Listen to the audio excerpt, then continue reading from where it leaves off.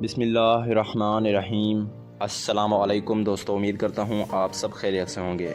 ایک گاؤں میں ایک چھوٹا سا لڑکا رہتا تھا جس کا نام علی تھا۔ علی بہت ایماندار اور سچ بولنے والا بچہ تھا۔ وہ ہر وقت سچ بولتا، چاہے سچ بولنے سے اسے نقصان ہی کیوں نہ ہو۔ ایک دن علی جنگل میں گیا، وہاں اسے ایک چھوٹا سا بٹوا ملا جس میں بہت سارے پیسے تھے۔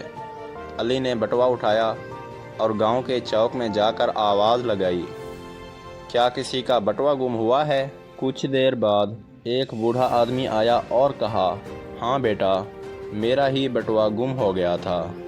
علی نے فوراً بٹوا واپس دے دیا۔ بوڑھے آدمی نے خوش ہو کر علی کو انعام دینا چاہا، مگر علی نے کہا، نہیں بابا، مجھے انعام نہیں چاہیے، میں نے بس اپنا فرض ادا کیا ہے۔